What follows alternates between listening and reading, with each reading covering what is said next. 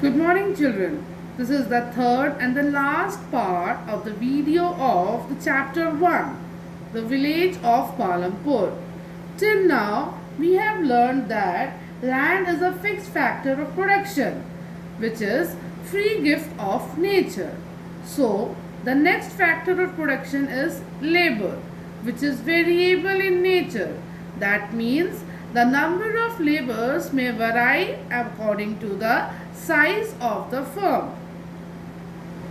Farming. Farming requires a great deal of hard work. Small farmers, along with their families, cultivate their own field, and medium and large farmers hire farm laborers to work on their field. So, who are farm laborers? Farm laborers are those landless farmers who earns their livelihood by working on other farms, and they are paid very low wage. Why? Because there is a huge competition between the farm laborers. So, to earn, they even agree to work in a lesser wage, even lower than the rate decided by the government. Next factor of production is capital. So, how these people arrange capital? Small farmers have to borrow money to arrange for the capital. From where they borrow? They borrow the money from medium and large farmers. The small farmers generate low income, which is not sufficient for their livelihood. So they need to arrange capital from others. They may be the medium farmers, the large farmers, even some of the way they earn it from the money lenders.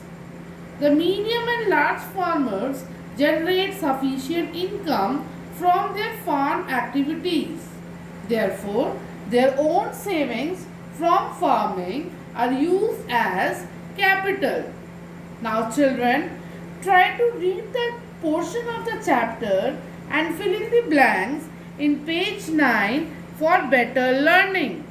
So, the crop produced by the farmers, the small farmers, the medium farmers, and the large farmers of village Palampur needs market for selling the crops.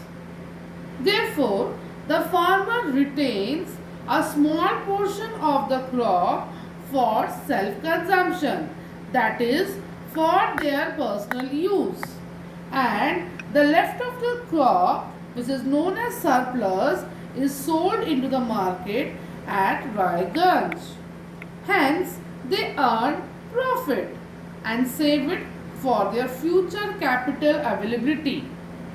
So, children, this was all about the farm activities and the related topics, in which the 75% of the population were engaged, but the remaining 25% of the population is engaged in the non-farm activities, that is, which is not related to agriculture. So, what are these non-farm activities? These non-farm activities can be discussed as number 1, dairy farming. It is the common activity of many families. People feed their cattle like buffaloes and cows so that they can fetch milk and other product, which is sold in Raiganj, from where the milk is transported to different part of the country. The next non-farm activities is small scale manufacturing unit. Here, less than 50 people are engaged in manufacturing unit in Palampur. This manufacturing unit involves very simple production methods. Some are engaged in small scale industries and some are in cottage, in which the productions are carried out at home with the help of family members. The next non-farm activities are shopkeeping. The traders of Palampur are the shopkeepers who buys various goods from wholesale market from their neighboring cities and towns, and then these products are sold in the village Palampur. Such items can be like rice, wheat, sugar, tea, oil, biscuit, etc. Few families who live near the bus stand open the shops where they sell eatables. The next and the last non-farm activities is transportation. As we have discussed in the first part of the video that the Palampur has modern means of transportation like rickshaw, tanga, jeep, bullock cart, bogies, etc.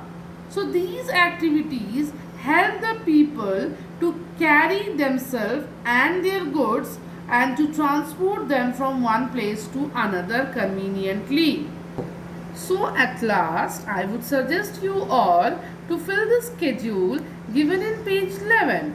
Let us discuss for better learning so that your learning implications can be very perfect and it will be very clear without any doubt. Thank you.